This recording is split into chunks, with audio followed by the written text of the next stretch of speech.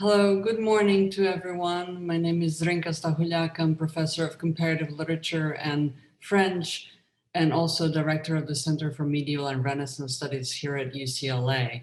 It is truly a pleasure to welcome you this morning on behalf of UCLA CMRS that is in its 58th year, having been founded in 1963. A few words about us.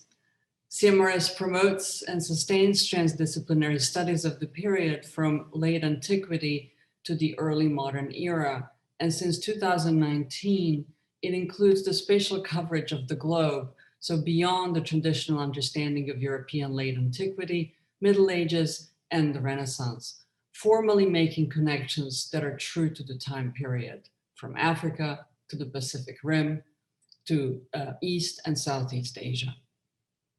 CMRS also respectfully acknowledges our presence on the traditional, ancestral, and unceded territory of the Gabrielino Tongva peoples. As a land grant institution, we pay our respects to the Honukwetam, Ahihiram, and Eyohinkem, past, present, and emerging. Embracing the globe, the center is promoting a relational model of research. We adopted 5 research axes to structure the polyvalent and multifaceted inquiry of the center's diverse faculty. These axes are sustainability repurposing, fluidity permanence, bodies performance, conversion mobility, communication archive.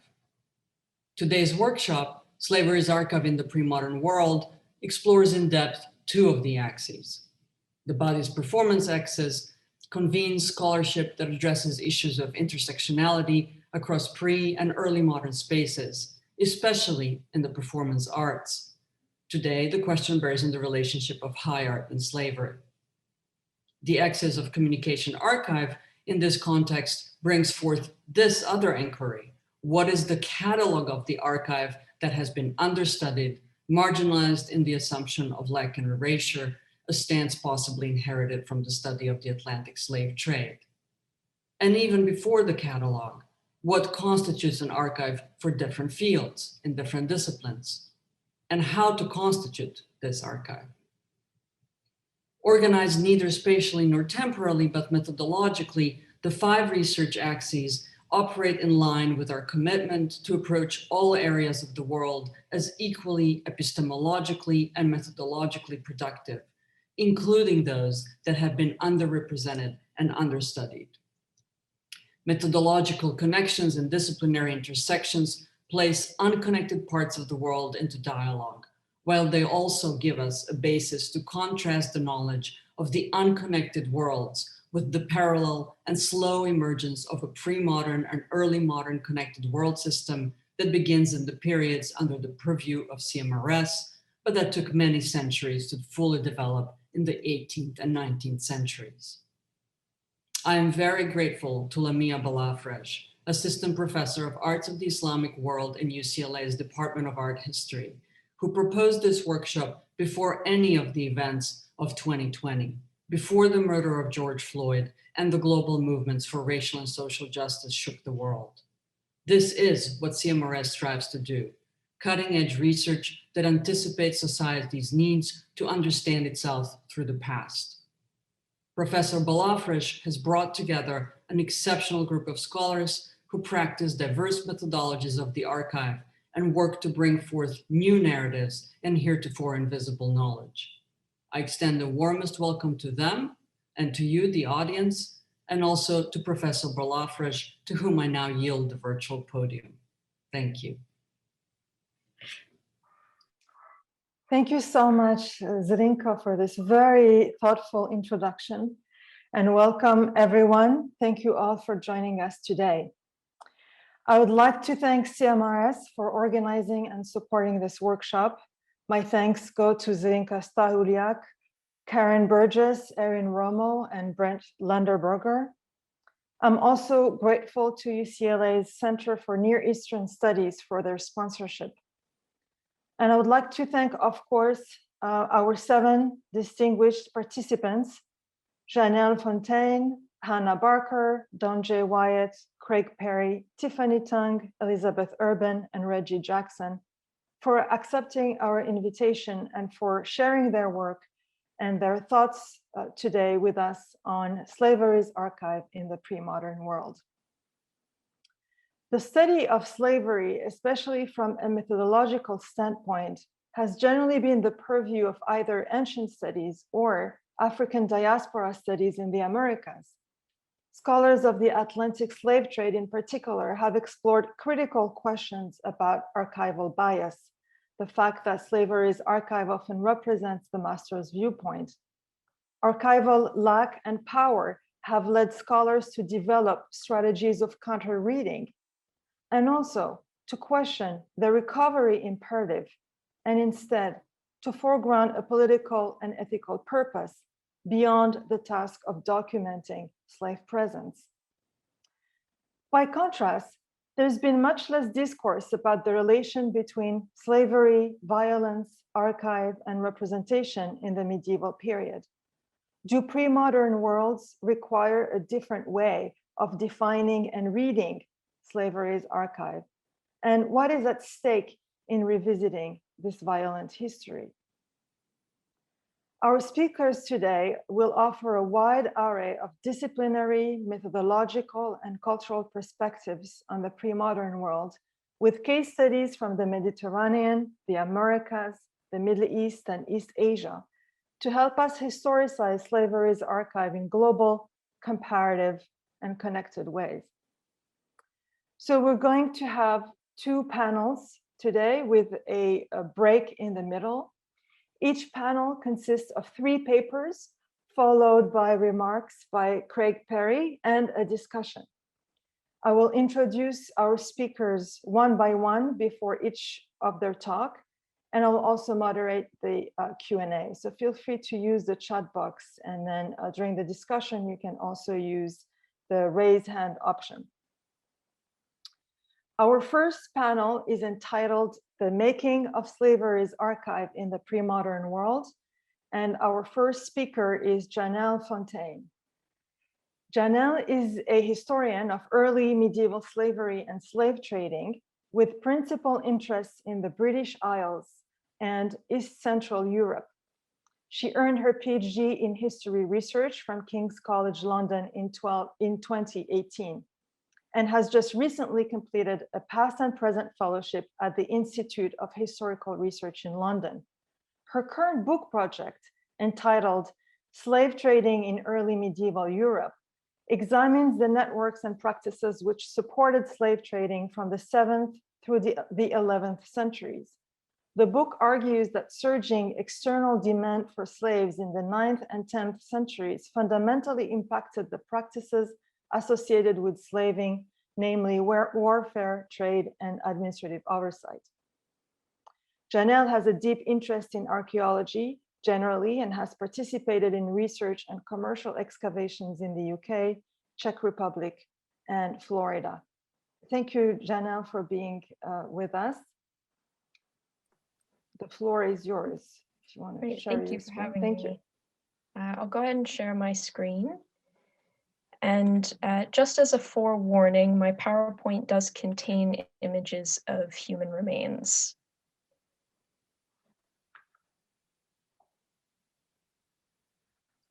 Okay. Anytime now, there we go. Right. So archaeology is particularly important for our understanding of early medieval Europe generally, thanks to a scarcity of written sources. For much of Northern and Eastern Europe, the period from the 6th through the 12th centuries saw the introduction of writing and record keeping, and in many cases, slavery and enslaved people were the least of these authors' concerns.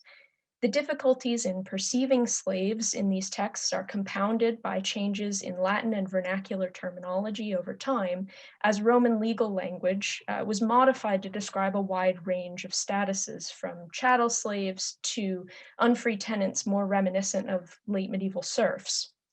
So in this paper, I'm hoping to lay out some aspects of an archaeological approach to examining slavery in early medieval Europe, some major problems to be overcome, the shape of the discipline in the past and how it stands now, and hopefully some suggestions for future study.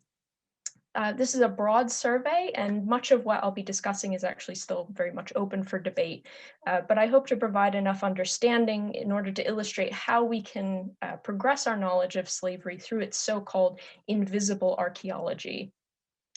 So in 1981, near Gerdrup, Denmark, archaeologists excavated a double burial containing the remains of a 35 to 40-year-old man and an older woman, both of whom died in the early 9th century in the early Viking Age.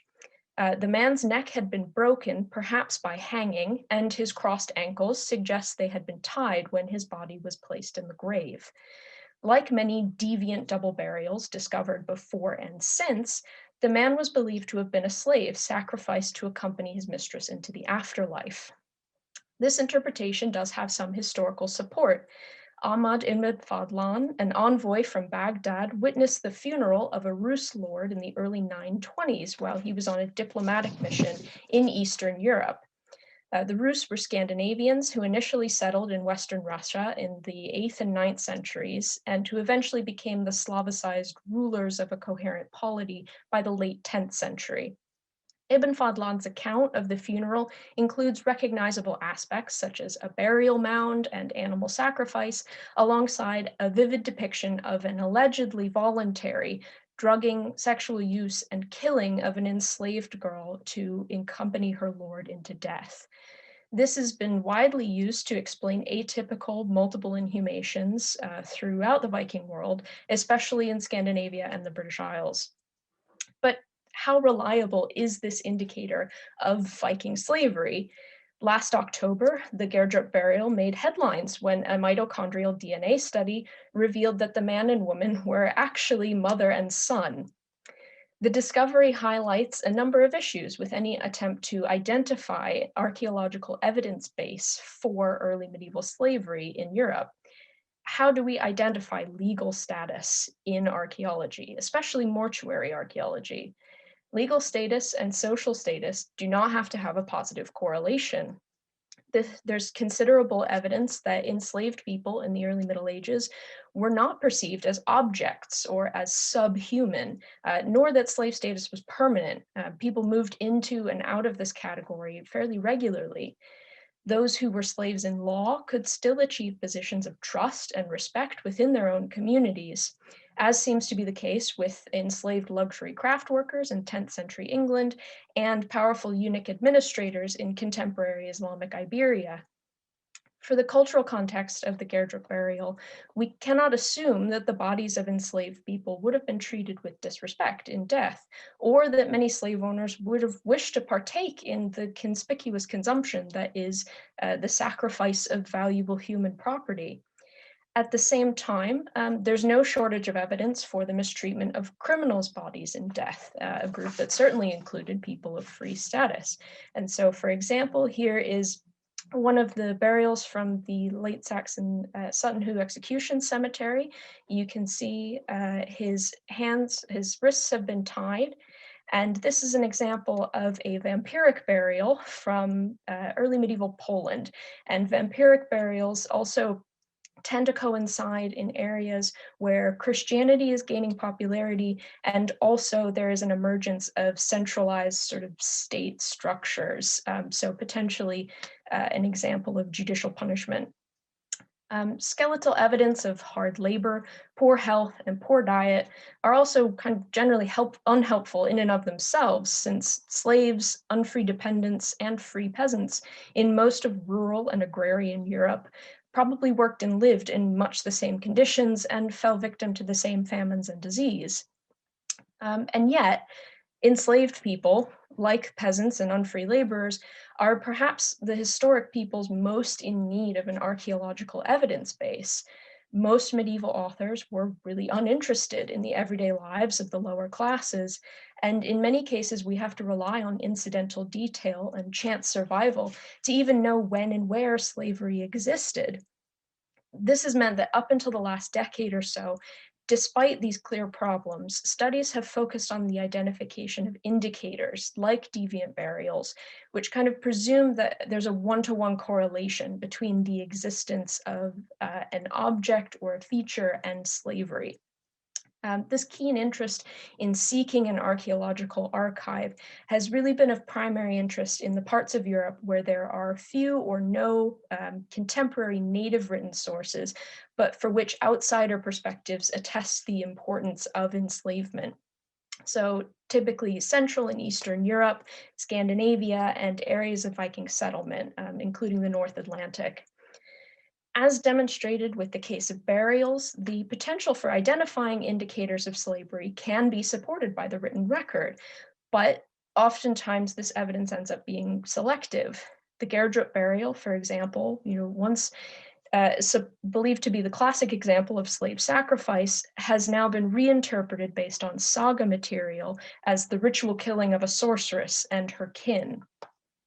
Studies of shackles found in Central and Northern Europe have pointed to accounts of these objects in slave trading, but they also overlook that a lot of these have been discovered within or in close proximity to administrative centers, where we can imagine judicial procedure being carried out or high status prisoners being held.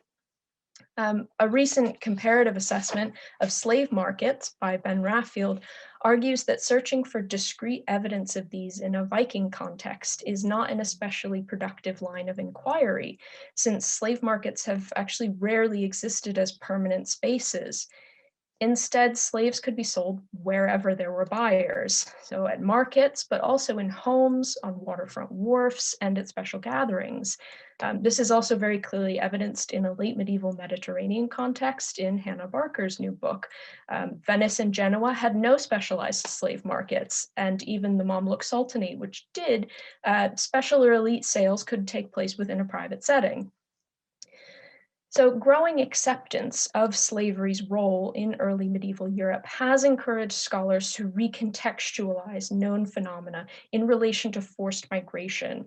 So in Iceland, extensive mitochondrial DNA study of the modern and fairly isolated population suggests the introduction of substantial British and Irish genes from very early on. And late medieval texts indicate that enslaved people, especially from Ireland, were a significant part of initial waves of settlement between the 870s and the 940s. This somewhat surprising lack of Irish material culture found there has also been explained as symptomatic of slavery.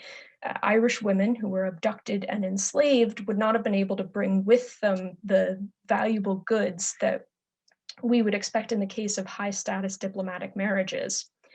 In Northern Ireland, conversely, at the same time, the popularization of underground cellars called souterrains, so these long channel-like structures here,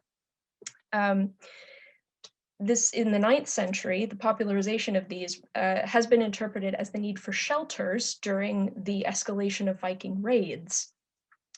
Scandinavian raids on Slavic populations have also featured significantly in this recontextualization. The presence of sunken feature buildings excavated in a remote northern part of Iceland have been interpreted as the homes of unfree Slavs forced to labor on poorer lands for the sake of colonization.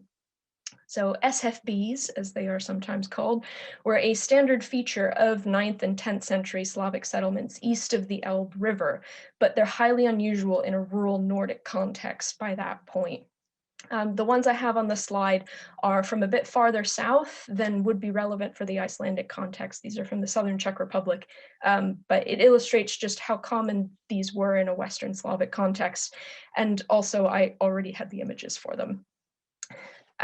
So for Southern Sweden, Mats Roslund has argued that a drastic change in everyday pottery style in the 10th and 11th centuries to one very similar to that produced across the Baltic Sea by Palabian Slavs was actually the result of enslavement. So Palabian pottery, the relevant one here is in this distribution. It appears to have normally been produced by women and girls who learned the skills from their mothers and grandmothers. Working backwards from this understanding and working in textual attestations of slave raiding by Swedish groups into Slavic territory, Rosalind proposes that the shift in pottery style probably reflects the introduction of Slavic women as slaves into Swedish households. And so therefore, by mapping Baltic ware, which he's done in this map of Sweden, you can potentially illustrate the spread of Slavic enslavement there. Networks of forced migration, especially those involving Vikings and Slavs in Eastern Europe, have also been reframed as a significant contributing factor in the growth of European economies.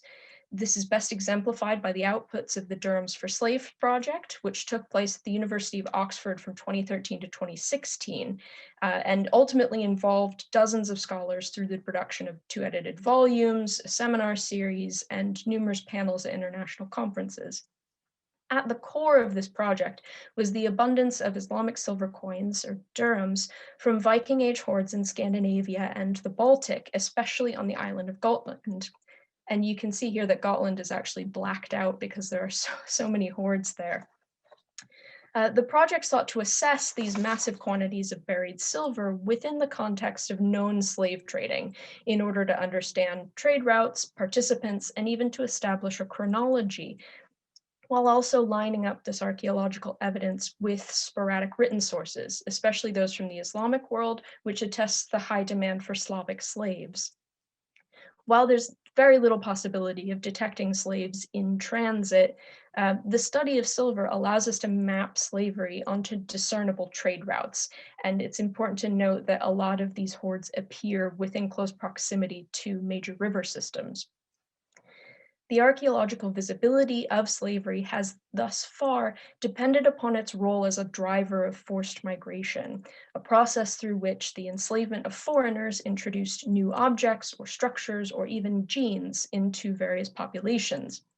Still largely invisible are the people enslaved from within communities or wider societies through things like hereditary status, punishment for a crime, or voluntary self-sale. Over the past few years, I've become increasingly convinced that we'll only ever really be able to understand the archaeological record of these people through the macro examination of phenomena such as dependent labor and captivity. Slaves and other free and unfree dependent laborers worked on the same farms or estates, performing the same labor and participating in the same communities. Instead of an absolute dichotomy between slave and free, there were multiple gradations of legal status, which depended upon both social norms and the needs of landowners. Attempting to separate categories is difficult enough in texts, let alone the archaeological record. The same is true of captive taking, a process through which individuals could be enslaved, but also ransomed, executed, or mistreated to the point of death. Seeking evidence of these broader trends would allow us to fully consider the cultural, political, administrative, economic contexts, both inherent to slavery and to the systems within which slavery played an important role. As has been the case with reassessing this known phenomena through the lens of forced migration, the most fruitful discussions have arisen from trying to understand how slave labor and slave trading contributed to medieval societies, and not necessarily from attempts to pinpoint the body of a slave or their house or the place they were sold. In this respect, cross-cultural and comparative approaches would be especially fruitful in understanding whether the European context is unique in a global medieval sense, or even in determining the significance of divisions within Europe, such as labor distinctions between the North and the Mediterranean, or chronological distinctions between East and West. Rather than treating slavery as a distinct practice with a discrete archive, enslaved people will only become archaeologically visible when we perceive them as integrated parts of their societies and communities. So, thank you. Thank you so much, Janelle, for such a generous and rich talk. I look forward to the discussion. Now we'll move to our next paper by Hannah Barker, Hannah Barker is an assistant professor of history at Arizona State University. Her research centers on connections between the Black Sea and the Mediterranean in the late medieval period, especially the trade in slaves, which flourished during the 13th through 15th centuries. Her first book, entitled That Most Precious Merchandise, The Mediterranean Trade in Black Sea Slaves, 1260-1500, deals with the processes of shipping, marketing, and purchasing slaves and the Mamluk, Genoese, and Venetian merchants who conducted this trade. The book was awarded the Paul E. Lovejoy Prize by the Journal of Global Slavery in 2020. Her new project deals with the concept of enslavability in medieval Genoese notarial documents and legal text. Thank you, Hannah, for joining us. Thank you. Okay, so I will share my screen here. Oh.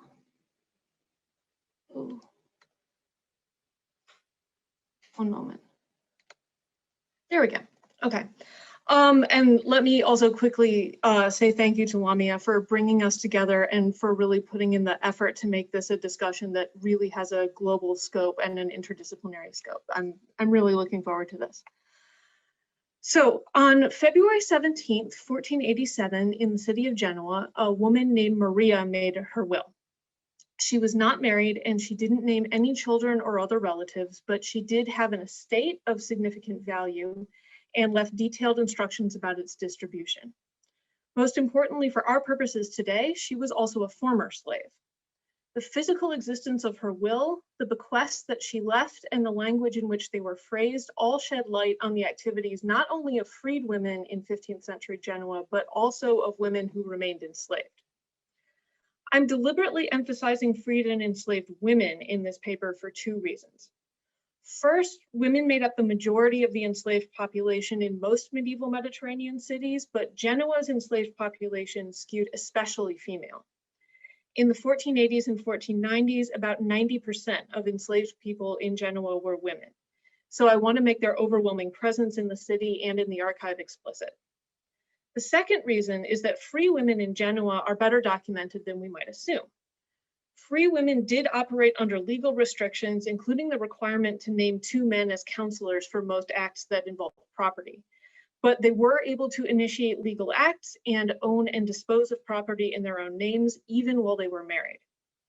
So for example, there's a rich record of free Genoese women, including some of lower status and modest means, who invested in local businesses and overseas trade, and this is important for people who are doing economic history.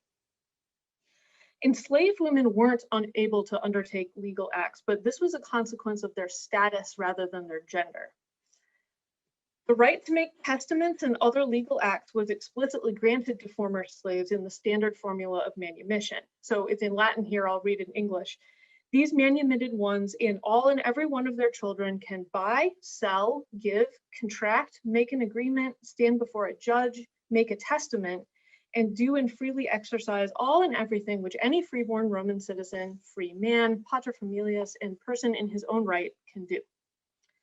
These rights were extended to both men and women, even though they were usually phrased in the contract in grammatically masculine forms, such as the reference to the paterfamilias. Sometimes they change it, but often they leave the masculine forms even when the person being manumitted is a woman. Documents created by free women, some composed within hours of their manumission and others decades later, therefore offer a valuable window into their lives both during and after slavery. Having put Maria's will in legal context, I want to talk about its physical survival in the archive. Here's a photo of her will. It was written in ink on a sheet of paper, which I couldn't really show this in the PowerPoint, but it's a sheet of paper which was folded in half vertically. The text starts on the outer left side, then it goes to the outer right side, and it finishes on the inside of the paper. So what I put on the PowerPoint is the left side, then the right side, then the inner fold. You can see that the notary Lorenzo Costa composed the will in at least two phases.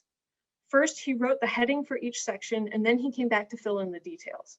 Sometimes he didn't leave quite enough room, and you can see that between the first and second headings on the upper left side, you can see that the writing is a bit cramped because there were more details than he expected to go between the first and second heading.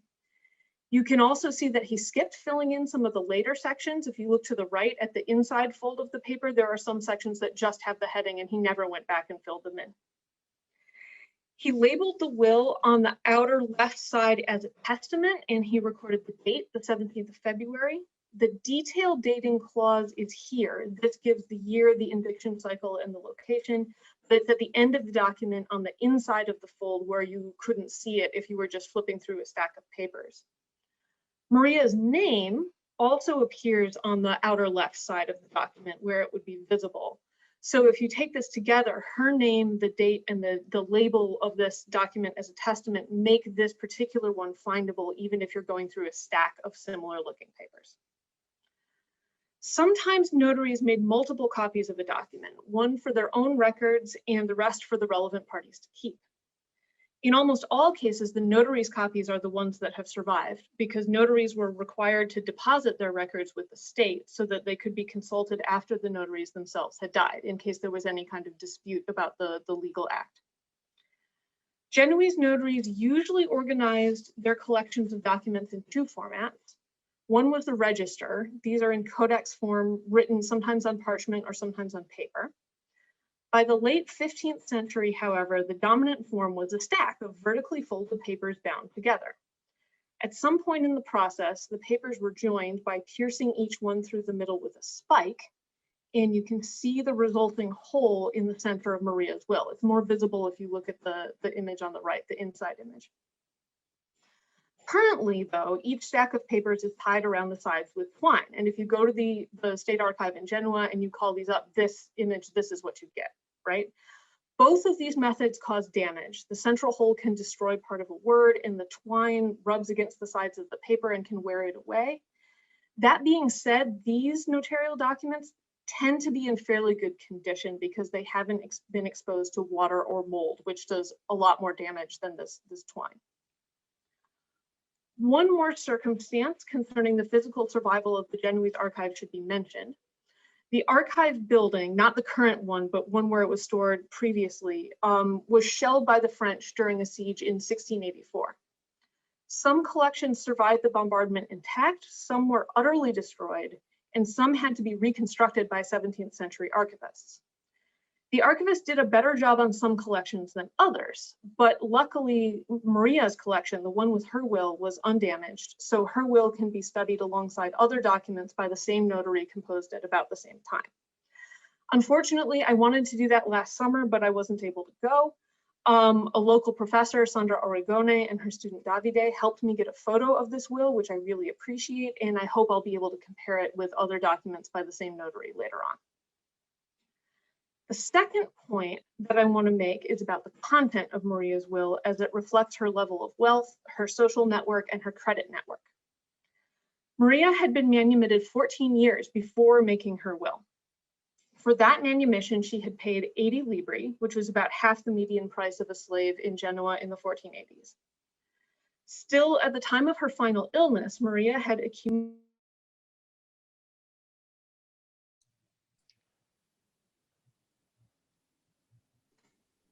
Can you hear me? Yeah, you were muted for 10 seconds. Oh, I'm sorry. I'm not sure what happened there. I'll go back just a couple of lines. So Maria had been manumitted 14 years before making her will. She had paid 80 libri for manumission, about half the median price of a slave in the 1480s. But at the time of her final illness, she had accumulated a meaningful estate. She asked to be buried in the Church of St. Francis with her funeral expenses left to the discretion of the heir. So we don't know exactly how much money that was supposed to be. She also specified that 1,000 masses should be celebrated in her name at the Church of St. Gregory, for which her heir should pay the customary amount. But again, she didn't say how much that was, so we don't know exactly how much money was involved. Then she left 10 soldi to the Premodern hospital, a red dress, a pair of shoes, and 14 soldi to another former slave named Margarita, a cotton surcoat to a current slave named Caterina, the rest of her clothes to the poor, 90 libri to the son of Paulus Spinola, a fustian vest with crimson decoration, a cotton vest, a skirt, and a white vest to Mariettina de Marinis, and the rest of her estate to Johannes Francis de Marinis.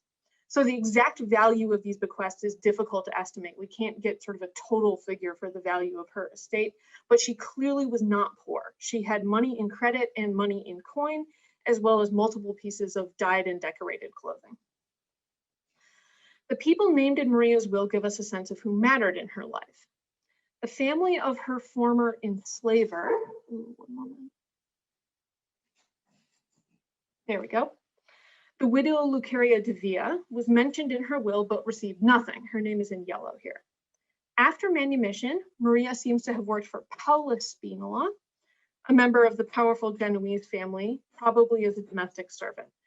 All the Spinola connections are going to be in blue. Paulus's son received 90 libri, which was the largest bequest in the will, but Maria specified that 75 libri of that was supposed to be forgiveness for back wages that she was owed. So in practice, Paulus's son only got 15 libri in addition to the forgiven debt.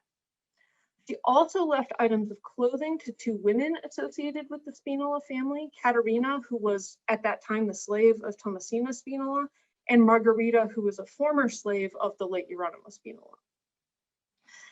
Both Maria and Margherita had a second set of connections with the De Marinis family, and the De Marinis connections are in green. Margherita had been the wet nurse for the natural son of Johannes Francis de Marinis. This was the same man whom Maria named as her residual heir, but the will doesn't explain why. However, the dating clause shows that this will was drawn up in Johannes Francis's house. So one wonders whether she might have been the mother of his child. This would explain the bequest to Margherita, who nursed the child, and her decision to leave most of her estate to Johannes Francis. Marina also left clothing to Mariettina de Marinis, but the nature of their relationship is also not spelled out. Maria's pious bequests, these are in purple, signaled her connections to the churches of St. Francis and St. Gregory, the Premodern Hospital, and the poor. The Premodern is significant because it was founded to serve the poor and the sick with a special mission to elderly slaves. It also became a place where foundlings were abandoned, similar to the Ospedale degli Innocenti in Florence. Many of these were the children of enslaved women and free men whom their fathers refused to acknowledge. If Maria was the mother of Johannes Francis's natural child, who he did acknowledge, then by donating to the Premodern, she was supporting the welfare of less fortunate children who women like herself were often forced to give up. Finally, it's notable that the list of witnesses at the bottom to Maria's will included 5 men, all of whom were Genoese citizens, 3 of whom were shoemakers, and those are marked in red. It's not clear whether the preponderance of shoemakers reflects Maria's social network, Johannes Francis's social network, or the notary Lorenzo Costa, and this is a question which I would need to visit the archive to answer. Another interesting feature of Maria's will is what it reveals about her credit networks. Genoese wills often included a list of debts and credits so that the executors of the estate could wind up the testator's affairs more efficiently. Maria's chief debtor was also her employer, Paulus Spinola, but Maria herself owed 14 soldi to Margherita, the former slave and wet nurse. This isn't uncommon. People like Maria who paid to be manumitted had 2 options for raising the money through credit. One of them was salaried labor. The employer might loan the enslaved person a large sum of money up front to pay for manumission and then contract their services for a specified period of time to pay off the loan. Otherwise, the enslaver might agree to let the enslaved person pay for manumission in installments through service. So essentially transferring their salary from an employer to an enslaver until the price of manumission had been paid.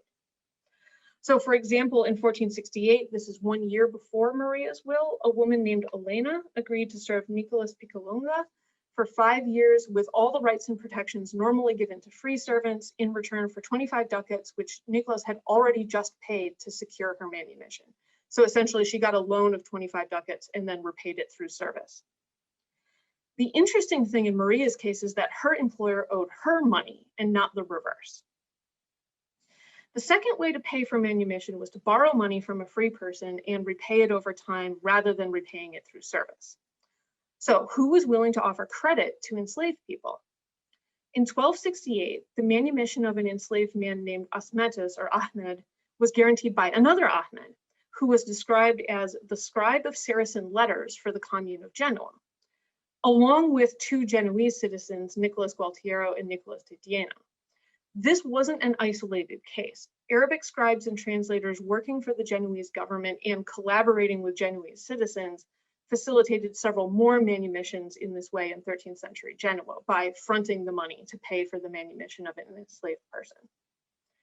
In the 14th century, pairs of siblings enslaved together seem to have helped each other financially. In 1376, an enslaved man named Johannes, who was identified as a Tatar, borrowed 37.5 libri from his sister Lucia and her husband Marcus, both of whom were former slaves, to pay for his manumission.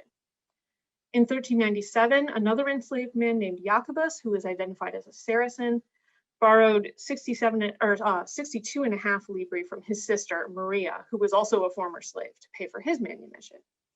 So it's interesting that in both cases, the sisters seem to have been able to get freedom and raise money more easily than their brothers, even though they were both enslaved in the same social context.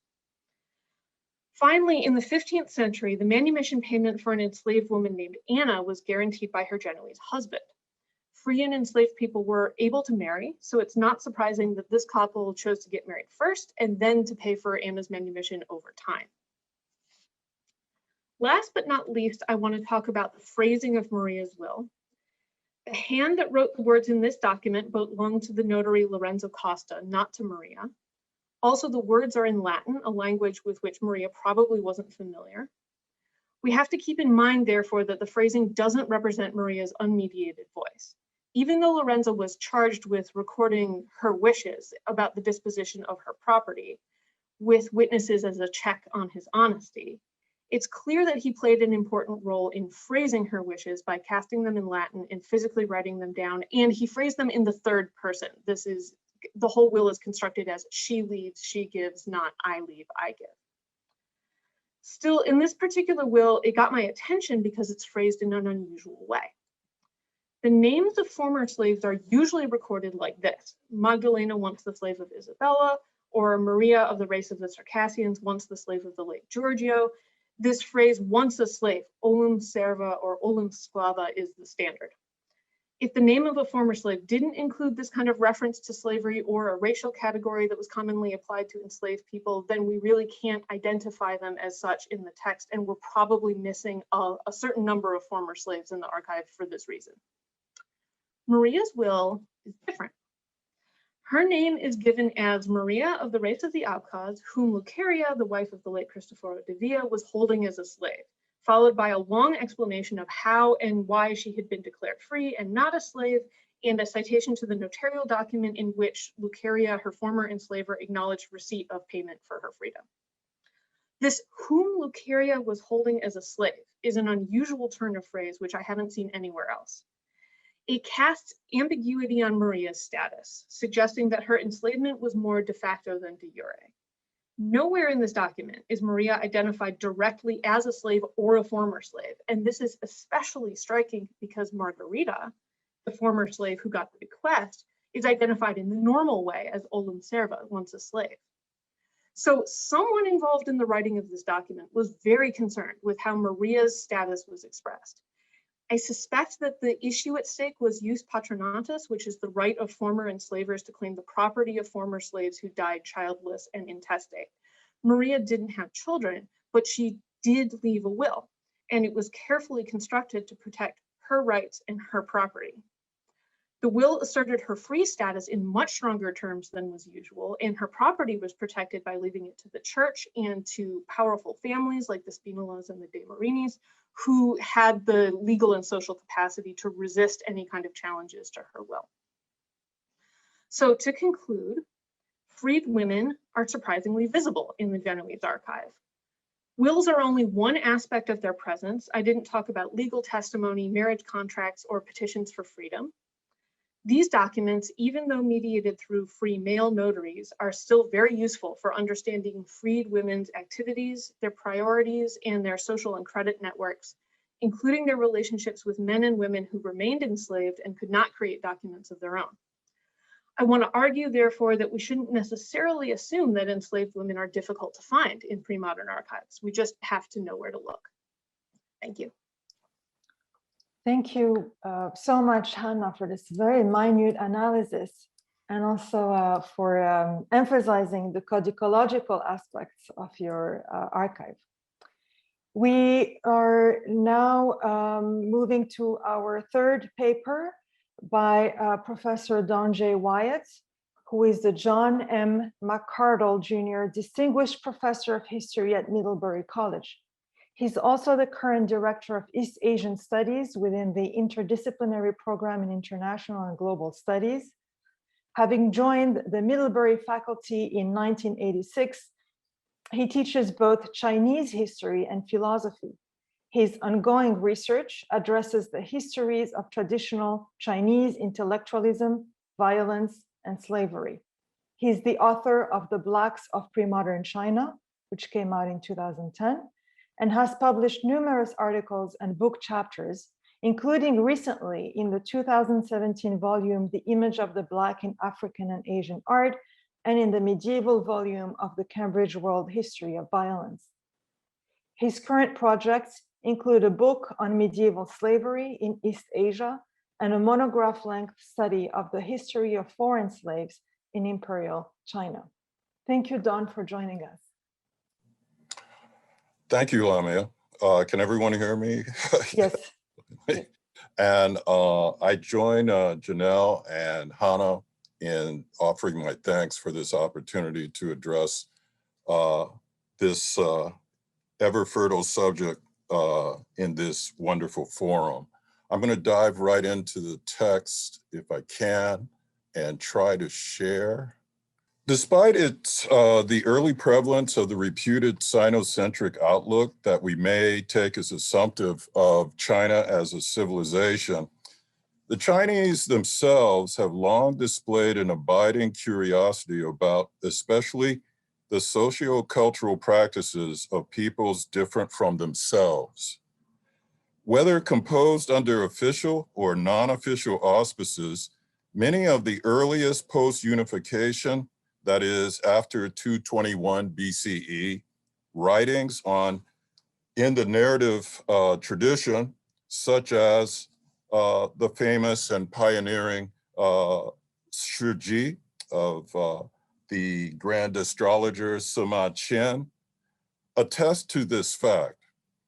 From the time of Sima's completion of his template forward, the expectation has been that historical writings routinely provide us with sections devoted to the Chinese encounter with foreign peoples, whether those populations were viewed contemptuously as enemies or somewhere on the spectrum between neutrally to condescendingly as simply foreign and therefore barbarous.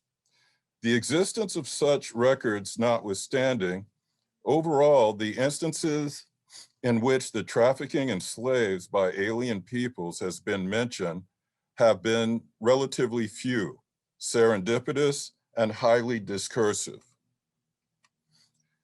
They have also tended to be textual notices of subsequent times, with most abundant offerings coinciding with the great expansion in interstate maritime trade that occurred from the latter half of the Sung dynasty, and specifically its southern Sung iteration, through to the mid-16th century of the Ming dynasty. Still, within the literary parameters of either dynastic era, as well as for the interim period of less than a century constituted by the Yuan dynasty, in volume, these notices are without question extremely scant and meager.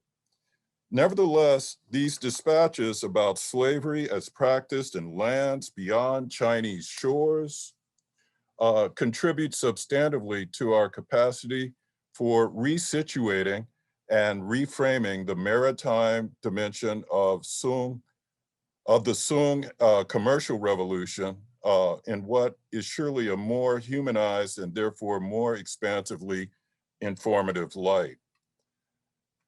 As chance would have it, foremost among these records, at least in its references to slaving practices, is one of the earliest, being the remarkable work Jufan Zhi, usually translated as Description of Foreign Peoples, or also as Records of Barbarous Nations, by the official Zhao Ruguo. Interestingly, Zhao Ruguo was never privileged as a direct observer. Nevertheless, by serving as Maritime Trade Commissioner at the preeminent port of Trenzhou during the first quarter of the 13th century, he was as well positioned a recipient and compiler of the reports of seafarers as we could hope to ever have. Therefore, he serves as our principal informant for whatever we can know about the maritime trafficking in slaves in our designated time and place. We are indeed informed by the famous bibliographer Chen Junsun that when he served as supervisor of maritime trade at Fujian, Zhao Ruguo recorded names and descriptions of the various foreign countries and the commodities issuing forth from them. Thus, Zhao must assuredly have been in frequent interaction with foreign as well as Chinese traders. We can safely deem much of the information he provides in his book on such far-flung locales as Ceylon, as Malabar, as the Somali coast, as Mizr or Egypt, and even Sicily at the western end of the Mediterranean, to have come to him through direct oral transmission, despite he himself having never visited these places. Consequently, in appraising the overall value of the work as a primary source, anthropologist William Lessa, among other admirers, was compelled to comment that Zhao Ruguo's description of foreign peoples, quote, is so specific and detailed as to cause us to realize the extent of intercourse there was between China and the outside maritime world. Lessa's mentioning the specificity of this work is as opportune as it is salient, for it directs our attention to a distinctive attribute that lies at the very core of description of foreign peoples. Divided organizationally into two main sections, with the first devoted to the geography and peoples encountered, that is the countries, 治国, and the second one with neighboring location nonetheless appended to their various natively produced goods, 治物. The description of foreign peoples is essentially a forest, or perhaps better put, numerous forests of aggregated details.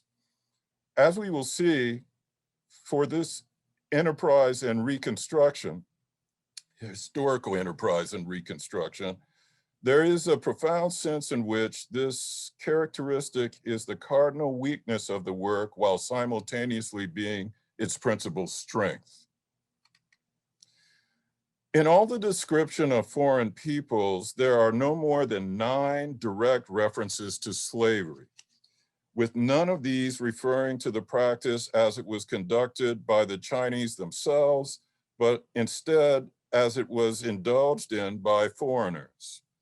Limited as it is, the number is still more abundant than that contained in any other comparable source for the period, whether its locus of slavery is the maritime or the terrestrial environs. Still, we encounter these references in an often incidental, isolated, and almost random way, whereas we find them within compositionally arranged contexts, to be sure. these references are nonetheless statically opaque because they are devoid of genuine contextualization.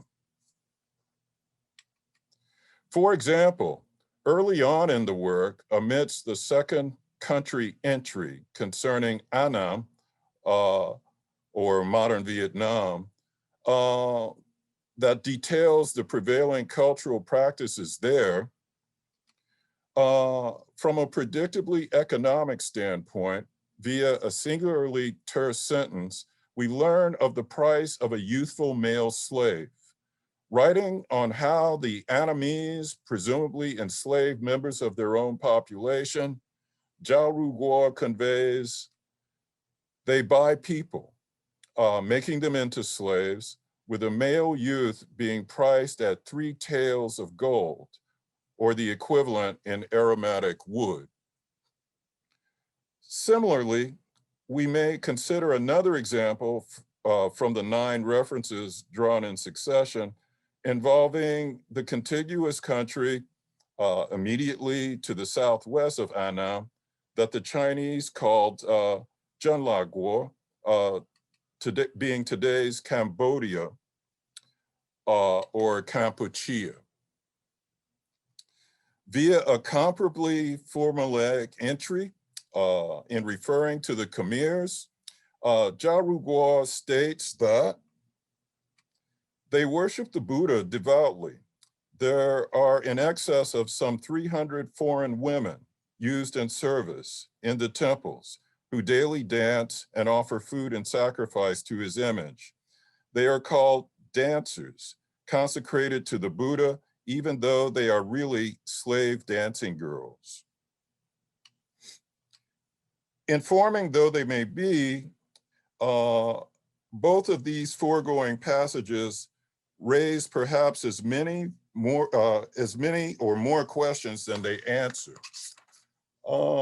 There is no hint given here, at least, whether the roughly 4 ounces of gold, with each tael being 1.3 Western ounces, or the equivalent in fragrant timber, is regarded as either a comparatively exorbitant or inexpensive or typical price at that time for a young man slave. From what we are presented regarding the temple culture of Zhenla, we receive no clue about either the single place or the various places of origin from which the foreign female slaves have been extracted, or what convention compelled that they necessarily be foreign in the first place. In the end, our only means of contextualizing the direct references to enslavement, such as these that we encounter in description of foreign peoples, is by problematizing them. And the best way of achieving this result is by, whenever possible, supplementing or even complementing any given reference with any contemporary or approximately later reference we can find. As yet, among the direct slavery references offered by Zhao Ruguo, I have found none that better yields the benefits of problematization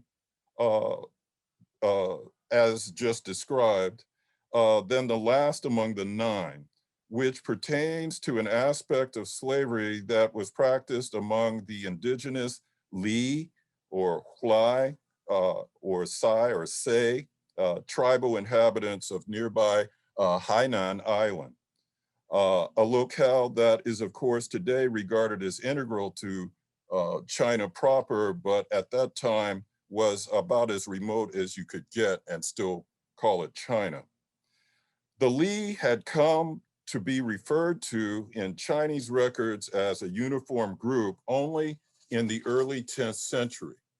Prior to the 13th century, one of the most explicitly prosaic of such references we have comes from the brush of Chen Shidao, who, writing in his Hoshan Tancong of the 11th century, conveys simply that Those who reside amidst the mountains and valleys of the two Guangs but are not under the jurisdiction of either prefecture or district are called the Yao. Those who dwell offshore on boats are called the Dan, and those who inhabit the islands are called the Li. Of the Li, Zhao Ruguo, for his part, writing early in the 13th century and also entirely without embellishment, offers the quasi-ethnographical observation that upon reaching marriageable age, young girls have their cheeks finely tattooed. This is called embroidering the face. When the tattooing is completed, kinsmen and guests assemble to offer congratulations. Only if one is a slave girl does one then not embroider one's face. This seemingly bland and matter-of-fact statement affords us an unexpected but excellent opportunity to engage a little further in the procedure that provides some sort of contextualization. Zhao Ruguo himself inherited the opinions of earlier writers, with one among them being the traveler Zhou Chufei, the author of the important Ling Wai Dai Da, an earlier work. Therein, one reason suggested for free Li women having so long practiced the custom of facial tattooing was to disguise their beauty permanently as a defense against the predations of the many foreign slavers who frequently kidnapped them and ferried them off into slavery.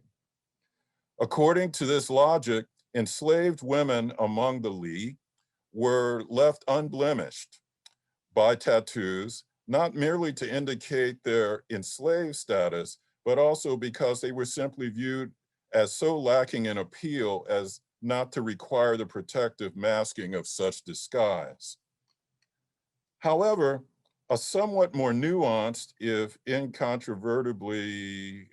not incontrovertibly correct explanation comes to us 3+ centuries of contact later by way of the Ming Dynasty author Gu Jie, writing in his own short treatise, Hai Cha Yu Lu, Remnants of the Sea Raft, Gu states that, according to custom, at the age of 1 full year, males and females immediately have their bodies adorned with tattoos, with the Li saying to themselves, if it is not like this, then our ancestors of the former generations will fail to recognize us as descendants.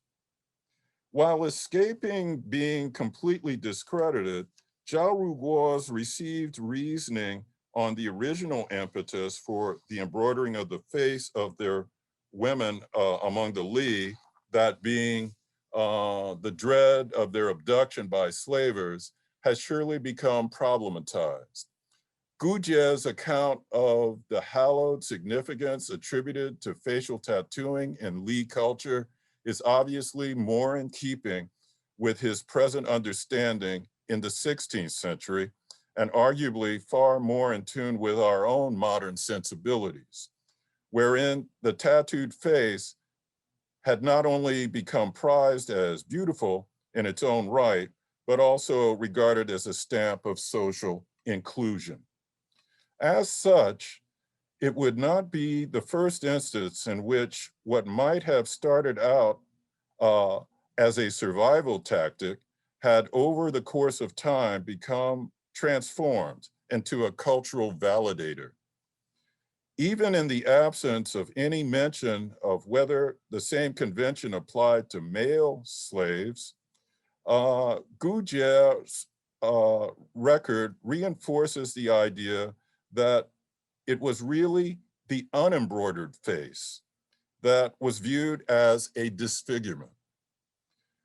We discovered that among the Li, the bearer of an untattooed face subsisted in a disconnected and extrusive condition, one that marked her as to use Orlando Patterson's now widely familiar contemporary terminology, indicates socially dead. Certainly worth asking is whether ethnography as such has ever been the prime motivation for such observations as the foregoing ones by Chinese authors on slavery as practiced by non-Chinese peoples. In other words, we can reasonably ask whether ethnography was the impetus or the mere byproduct, given that we cannot wholly dismiss that Chinese motives were purely instrumentalist.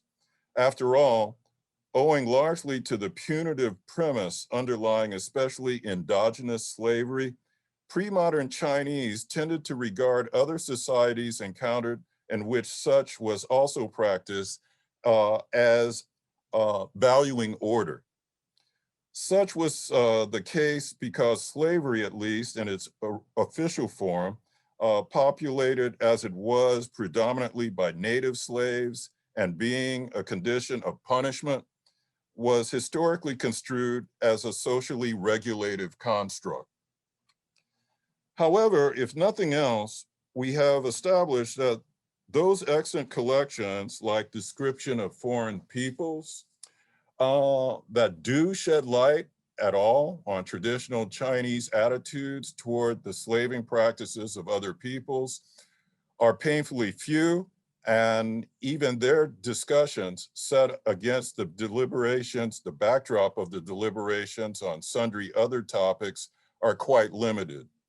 Still, such drawbacks aside, these works deservedly occupy a special niche in our consciousness, serving as nothing less than enduring markers of our ever ambiguous relationship to the legacy of pre-modern world enslavement.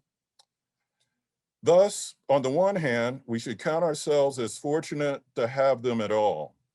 Yet on the other hand, they are also continual reminders that our limited knowledge of slavery in China during the nearly 4 centuries spanning from the Southern Song to the mid-Ming dynasty, much like what we can ever know or hope to know of the practice anywhere else in the world at any time in the quickly receding past, is severely limited, more limited than we would like. To be sure, what is most likely always to remain is hardly much more than a reconstituted patchwork of imperfections. Thank you. Thank you so much, Don, for a fascinating and thought-provoking paper. I would like now to ask Craig for sharing a few remarks on the first panel before we open up for discussion. Craig Perry is Assistant Professor of Middle Eastern Studies and Jewish Studies at Emory University. His research and teaching integrate the study of the medieval Middle East into a global perspective that emphasizes interregional connections. His current book project, entitled Slavery and Mastery in Medieval Egypt, Enslaved Lives and the Global Reach of the Slave Trade, is a history of domestic slavery based on documents from the Cairo Geniza. He's also co-editor of Volume 2 of the Cambridge World History of Slavery on the Medieval Period, and has authored several essays on slavery in Jewish, Islamic, and global context. Thank you, Craig. Lamia, thank you very much. I'd like to thank you and the center for inviting me to give this comment. It's a real privilege to be able to engage with the work of people who I admire. It's also really exciting to see in the audience also many scholars whose work I've read and also very much use in my own research. So I'd like to begin my comments by highlighting that I think we're talking about several different related enterprises, or we're hearing about them in these papers. I'd like to parse them, even though I think they are related. So we're writing about, first of all, a spectrum of different kinds of phenomena and practices. So we have people who are owned, who are bought and sold, people who are perhaps indentured, people who are freed, perhaps former slaves, people who are captives, people who are vulnerable to enslavement, but perhaps not yet enslaved. And then we're dealing with people whose status are ambiguous and not easily determinable. Secondly, we're also writing about the life histories of enslaved people, of freed people, and of the free people with whom they have relationships, their lives and their life trajectories, both as individuals and as a group.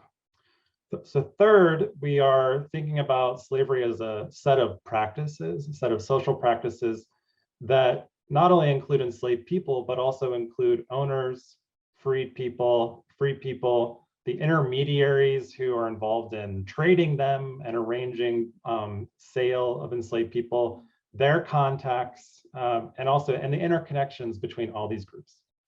And then a sort of fourth and final trend that I see is that we're also writing about slavery and trying to write it into a larger connected cultural and economic history at a global scale that includes histories of statecraft, that includes social and cultural histories of everyday life. So I wanted to parse that because I think that while we can focus on all of them, depending on which we emphasize and focus on, we might obscure one of the other ones, right? And so different aspects of these topics come in and out of focus depending where we point the camera, so to speak. And I think all of the papers today that we've heard demonstrate the really reflexive awareness about the way our methods both include and exclude, reveal and hide different aspects of these histories. So let me now take the papers briefly in turn, offer some comments about each, and then raise a few questions that I hope will be of relevance to everyone. Also, I hope, focus on both what the opportunities and obstacles are in assembling archives for the study of pre-modern slavery, but I hope by choice, focus more on what we can know and less on what we can't know. So with regards to Fontaine's work on the archaeology of slavery, she presents us with specific case studies that suggest caution in interpreting material remains, with the case in point being the presumed burial of enslaved people now thought to be the remains of an executed sorceress and her kin. She also points out that we might be baffled by the absence of an archaeology of slave markets, given how ubiquitous the slave trade seems to be in many times in places. However, as she explains, slave markets were not necessarily permanent nor necessarily central places, but a slave market was wherever an enslaved person was sold. It could be, for example, inside of a private home. I was struck in Fontaine's analysis that many of the methodological challenges that she describes, as well as the opportunities, are relevant to in the archaeology of the Islamic world and of pre-modern Africa. I'll just give a few examples that I think show that what Fontaine is doing is in fact relevant, I think, at a global scale. For example, archaeologists such as Giuseppe Puglisi and Timothy Insall have discussed rock-hewn cisterns in the Dakhla archipelago in the Red Sea, and speculate that the number of cisterns being so great, far outstripping the needs of the island's sparsely inhabited population, suggests that it must have been a point of transshipment for enslaved people in sort of the Red Sea slave trade. But yet there is not necessarily a smoking gun that would help us corroborate this archaeological finding and its interpretation. Archaeologists have also commented how the slave trade shaped built environments, settlement patterns in Africa. Scott McEachern's work in the Lake Chad region, Chapuruka's Kusimba's work on rock forts in Kenya and Tanzania show us how local populations who were vulnerable to enslavement built settlements either behind fortifications or in geographical locations that provided them with defense. Finally, something else that I think shows sort of how difficult the archaeological enterprise can be is the work of Mark Horton, who unearthed an iron chain link in Shenga in East Africa, and speculates, is this related to the history of the slave trade, right? A chain link, a single chain link. Some archaeologists have taken a more extreme approach to say that the archaeology of slavery can't tell us anything conclusive, because anything that we might associate with slavery could be related to non-slaving activities. But I'm really encouraged by what Fontaine does and how she responds to this seeming impasse.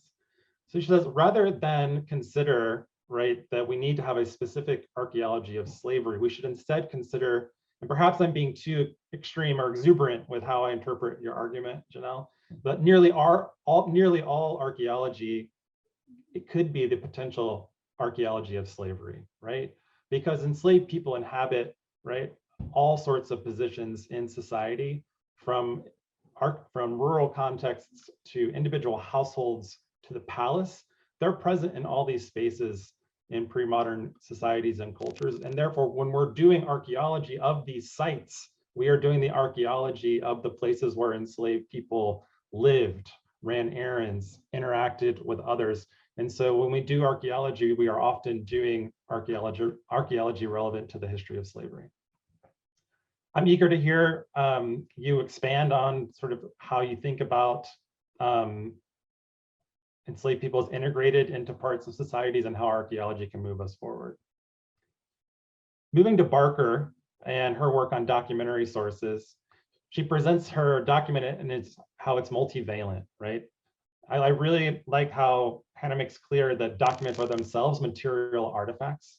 They bear the marks of composition, of copying and distribution and use, filing and reuse and so forth.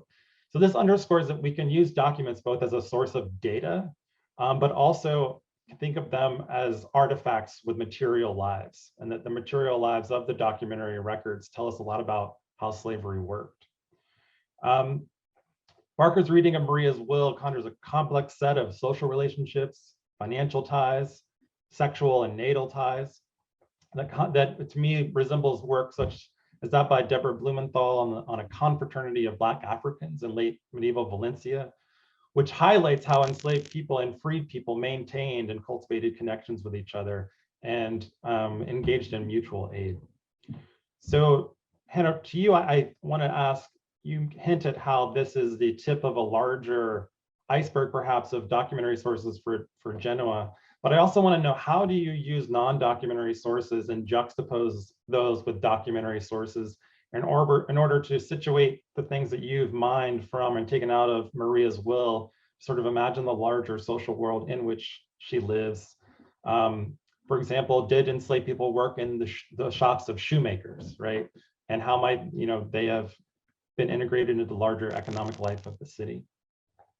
Another question I think we should think about is that, does the presence of freed people in the documentary record imply the absence of enslaved people who might not have had the same opportunities to register themselves in documents because they couldn't necessarily be litigants in courts?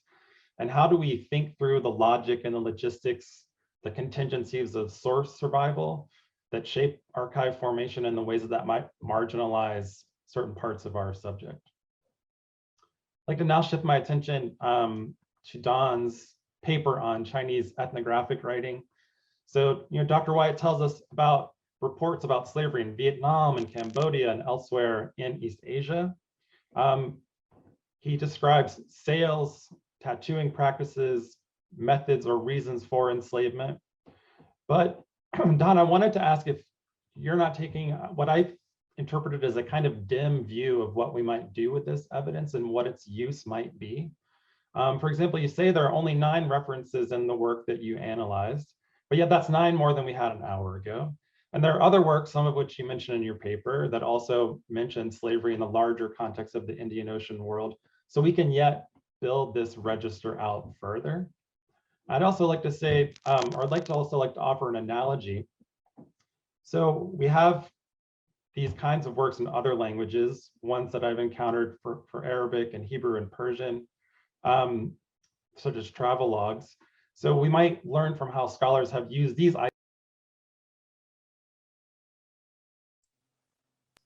I was just muted momentarily. And how have scholars read those alongside other sources in order to generate sort of knowledge about slavery and the slave trade?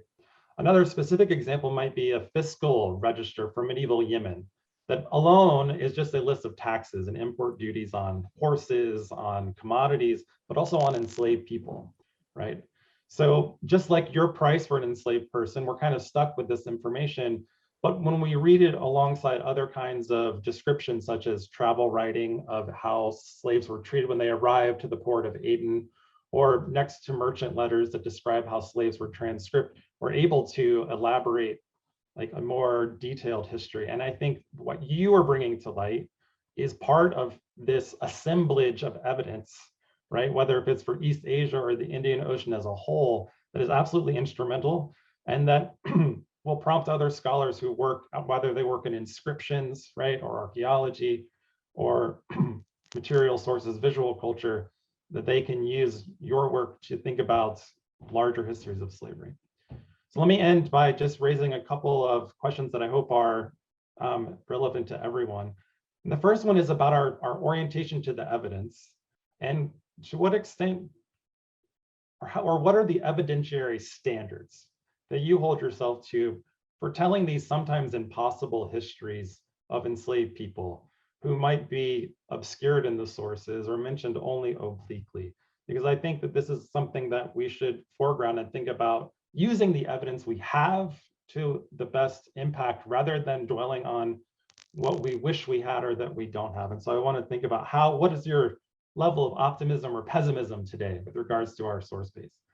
And then finally, Lamia and her sort of précis for this workshop talked about the ethics of pre-modern slavery. And this is a topic that hasn't come up yet or been centered. And I want to hear more too from our participants about how your histories or your findings are usable, right? Who are the stakeholders in these histories?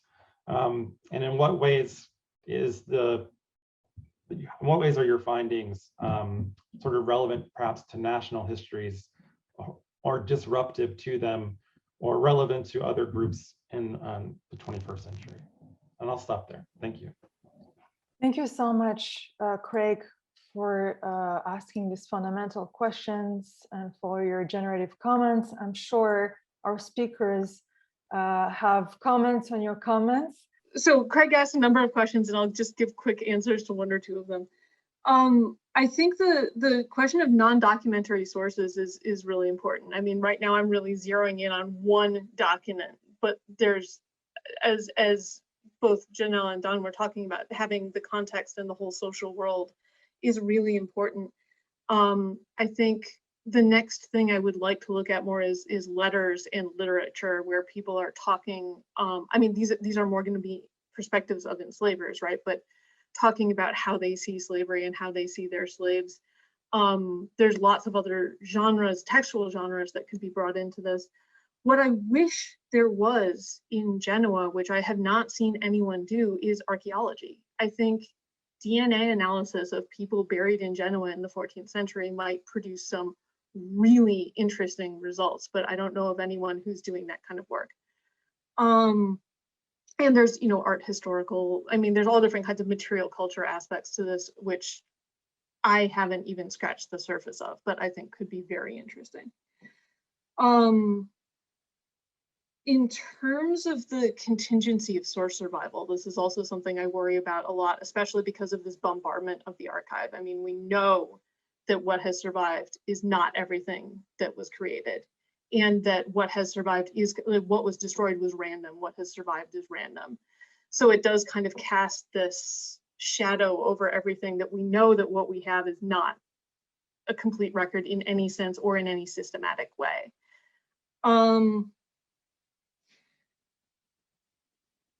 And I wanted to talk about the idea of evidentiary standards also, because I think we are all kind of in this position where we have more information where we think, but not as much as we want.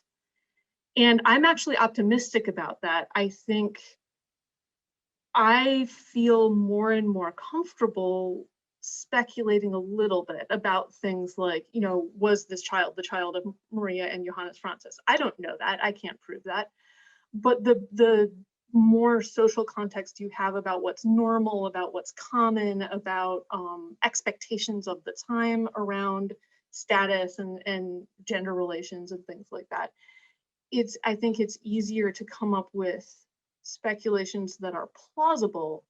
And I think the standard that I hold myself to is to try to make really clear when I'm sure and when it's plausible. And I think as long as we're clear about that, then I think it's okay to build out some of this things that seem pretty likely, as long as we're clear that they're likely and they're not guaranteed. Thank you, Hannah. Janelle or?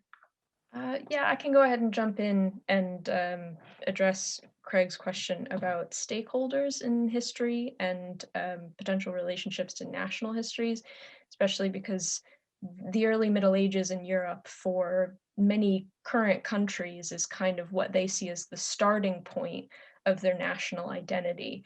And so I think in some places, this is actually, in a way, limited the willingness of scholars to address slavery in the past, especially, for example, David Wyatt has published on this for Britain, and how I think he lays out a pretty convincing point that scholars started writing about early English history really intensively around the same time that there was a major British abolitionist push in the 19th century, and that this unwillingness to acknowledge that actually slaveholding is quite a long-standing practice in Britain and an integral part of early English history has actually kind of prevented earlier scholars from really getting their hands dirty with it, so to speak. And I think in some ways this is still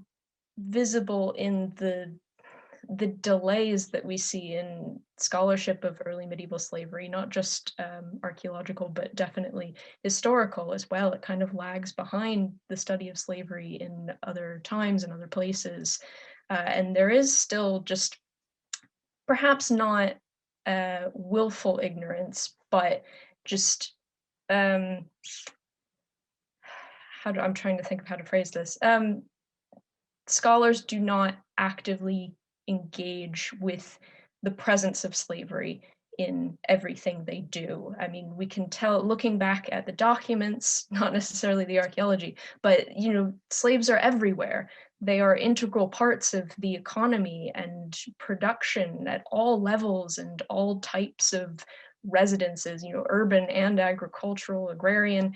So I think we really have to kind of stop thinking about this in terms of, well, I don't want my national heritage to be that of slaveholding because that's terrible. We have to kind of really acknowledge that this is a fundamental part of medieval history, especially early medieval history in Europe, and that slaveholding it's in everything. And yeah, we definitely need to kind of move beyond this concern. Thank you so much, Janelle, for this great comment that I think applies to Middle Eastern studies also, where slavery study is still very much separate from the study of other aspects like art, for example, or architecture and so on and so forth. Don? Could I just briefly, yes, please. I see that quite a few hands and so forth have come up, and I just want to, I take Craig's exhortation to have a more, if one takes a more integrative approach, that the idea that discoveries in China impinge on discoveries in Egypt, impinge on discoveries in Europe, and so forth. I appreciate that stance that he is lobbying for. I guess part of it is just that it's developed over the fact, and this addresses the questions about ethics and stakeholders. There's a strange way in which, at least my own discoveries thus far, have tended to affirm more than they've altered the national discourse and consciousness with regard to slavery. But I'm open, and I'll try to be less cynical with regard to this approach. I guess being cynical by nature, that's the direction I trend. But at any rate, thank you.